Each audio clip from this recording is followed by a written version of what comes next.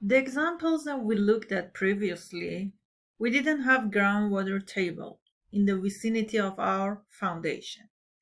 If there is water present in the area close to our foundation, then we also need to consider the effect of groundwater.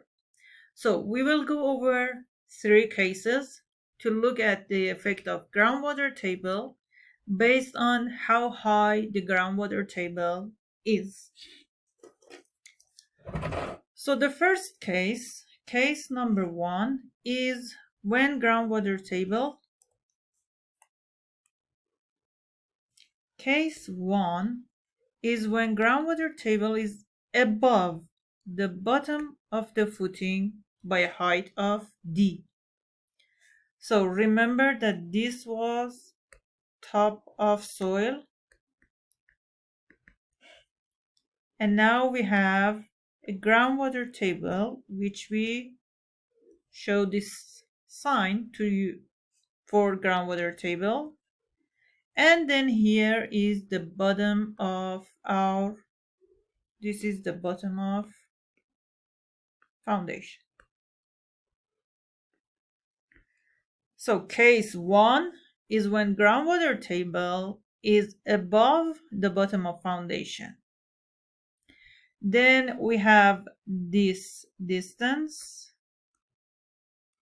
as h and this distance as d.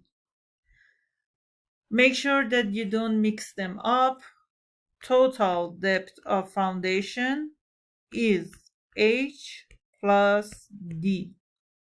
H is from top of soil to groundwater table. D is from groundwater table to the bottom of footing. So the total is depth of foundation, that is the total depth of foundation above groundwater table to the top of soil is H. From groundwater table to the bottom of footing is D, and depth of foundation is H plus D.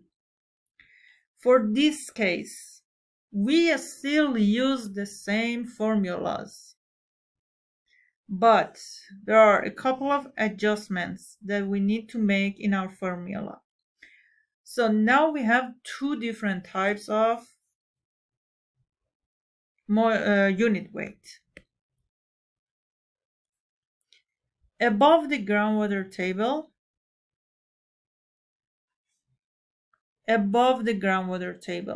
this area, we have moist unit weight.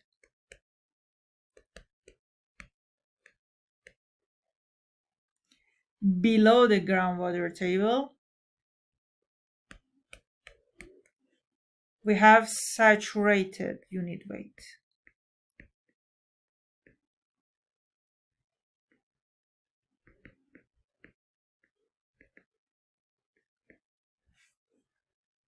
So we have our formulas. For example, we are using the formula for a square foundation. You don't need to make any changes to QC. It's coming from cohesion of soil, so water doesn't have any effect on this one, but water has an effect on surcharge and weight of soil. So you need to use the modified formula for Q. If you remember previously, Q was, if there is no water, then Q was gamma dF.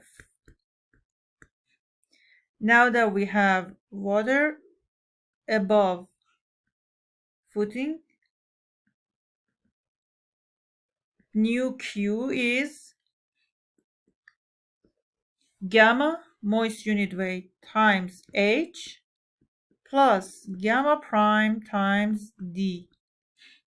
What is gamma prime? Gamma prime is effective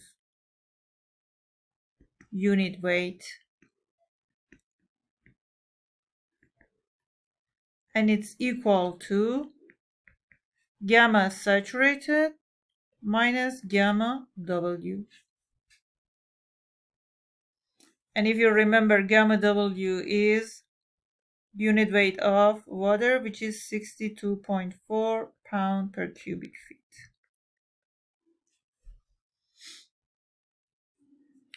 So you use the same formula, but instead of gamma dF, you need to use gamma times H plus gamma prime times D. And here, instead of gamma, you need to use gamma prime, which is gamma saturated, minus gamma W.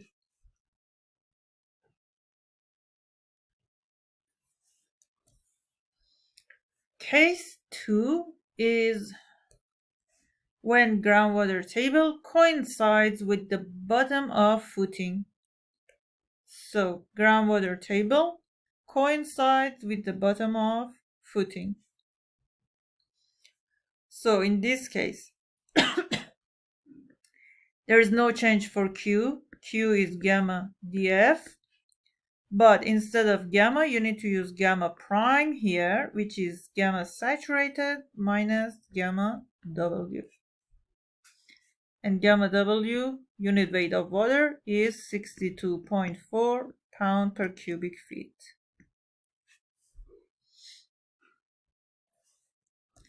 Case 3 is when groundwater table is below the bottom of footing. It's below the bottom of footing by a distance of D. Then you still, like your Q doesn't change, it's still gamma dF. Gamma, instead of gamma, we use gamma average. If it's too deep, like the distance, this distance is higher than width of foundation, so no change. Gamma average is just gamma. But if depth, like the groundwater table, the distance of the bottom of footing and groundwater table is less than width of footing, then you need to use gamma average.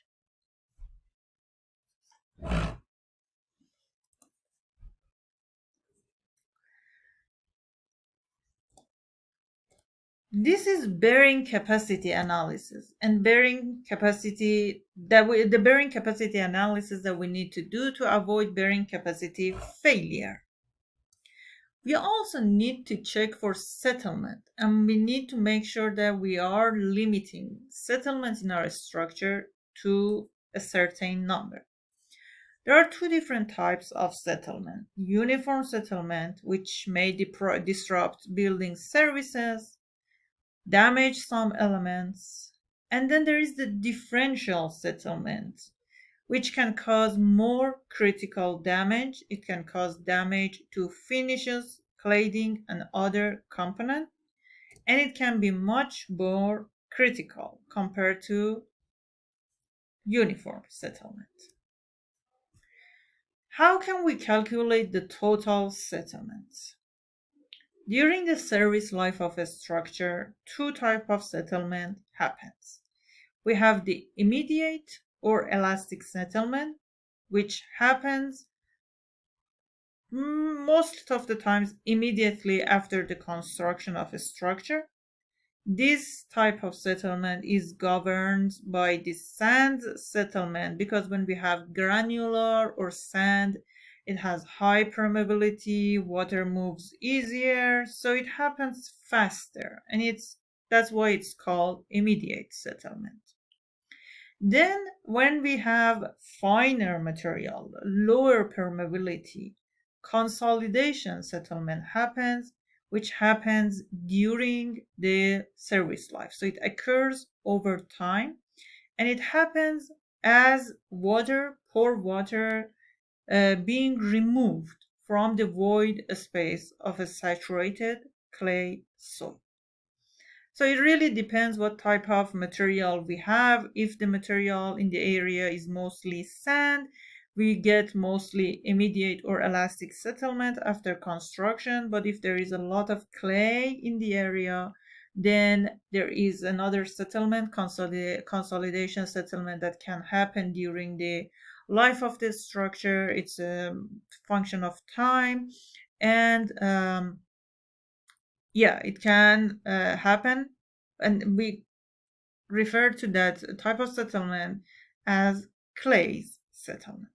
So the total settlement should be, usually the number that we use is less than 1 inch, and it's the total of elastic and consolidation settlement.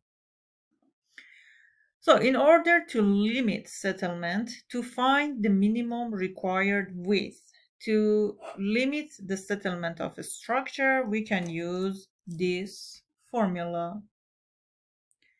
B is the footing width, minimum required width. This is how much settlement we have. So we usually use 1 inch.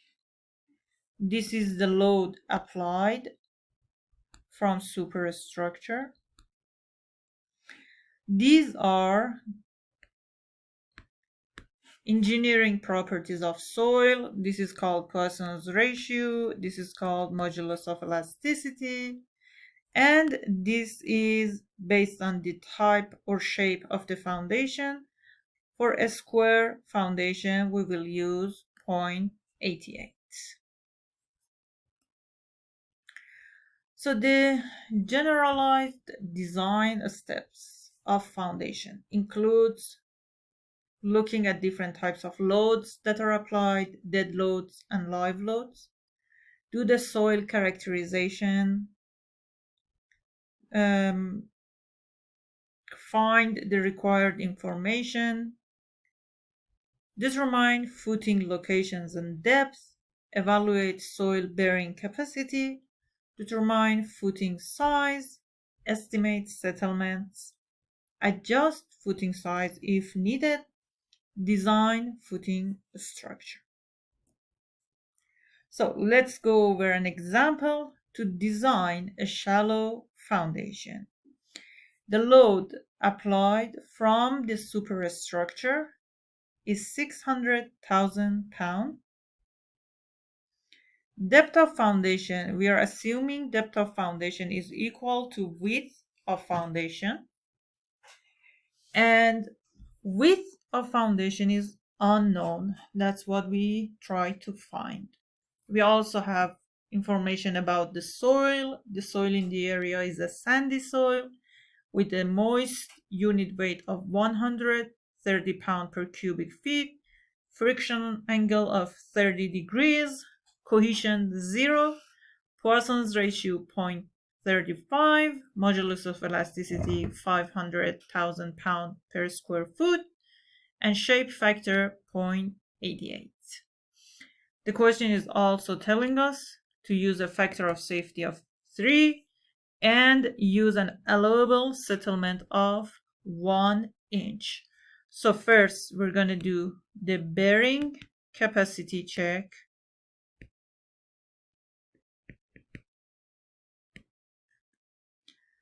Find minimum required width to avoid bearing capacity failure. And then we're going to do a settlement check and find B to limit settlement to 1 inch. So we start with bearing capacity and then we go over settlement.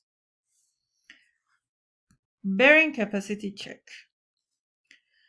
We have a square footing, so we will select the formula for a square footing. We have a friction angle given to us, so we will use that and use the table to find NC, NQ, and N gamma.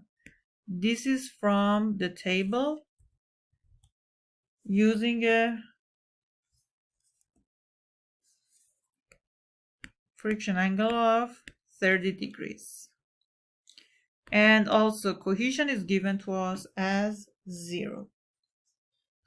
So this is the formula for a square foundation. C is 0, which means that the first term is 0. We need to go over the second and third term. Since we have no groundwater table, close to the footing, Q is gamma dF. Gamma was 130, so this is gamma, 130 pound per cubic feet. dF, the question told us that depth of foundation is equal to width of foundation. So we're gonna put B instead of dF. dF is equal to B. And then we also have NQ from the table. So this is NQ. Third term, we have 0.4 gamma. B, it's unknown, so we put B. And then we have N gamma. So the ultimate bearing capacity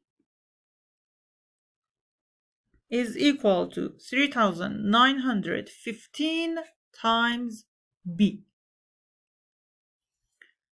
The load, we divide that by factor of safety. Now we have allowable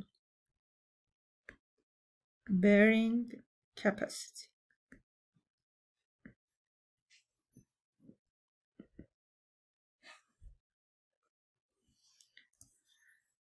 Then we also know that allowable bearing load, uppercase Q, is equal to allowable bearing capacity times area. So we have a square footing. Area of this square footing is B squared. And we know uppercase Q divided by area should be smaller than lowercase q.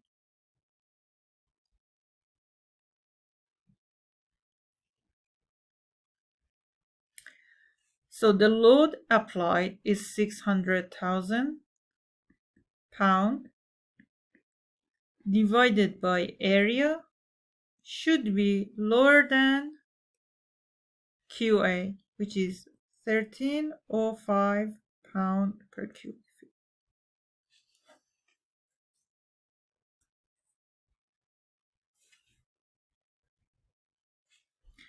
If you rearrange this one, you get this formula that 1305 times b squared should be higher than 16,000 pounds. If you rearrange that one, b to the power of 3 should be larger than 600,000 pound divided by 1305, and this is 460. And then you can find that in order to avoid bearing capacity failure, we need a minimum width of 7.7 feet.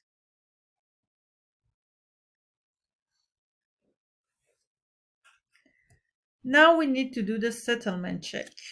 And the question told us to assume that the allowable settlement is 1 inch. We have the formula. This is the formula that you need to use for settlement check. We are looking for B. Load applied is 600,000 pounds. We want the settlement to limit the settlement to 1 inch, divide by 12 to convert to feet. Poisson's ratio was given to us as 0.35. Modulus of elasticity was 500,000 pounds per square foot. And I was 0.88 for a square foundation. So to limit the settlement to 1 inch, the required width is 11.1 feet. Now, if we look at both, so Okay, so when we have both results from the bearing capacity check and settlement check, we need to find the minimum required width. So based on the bearing capacity check, the minimum required width is 7.7, but based on the settlement check, in order to limit the settlement to 1 inch, we need a minimum width of 11.1 feet for our square footing. So by looking at these two, we can decide that in order to avoid both bearing capacity failure and limit settlement to 1 inch, we need to go with the larger number, which is 11.1 feet. And a general design tip, when we have sandy soil, the settlement check is what governs the design. So as you can see here, we had sandy soil in this example. So our design is based on the settlement check. We go with the number that is required based on the settlement check. And when we have clay soil, it usually we end up with the number from the bearing capacity check. So that's why clay soil bearing capacity governs the design.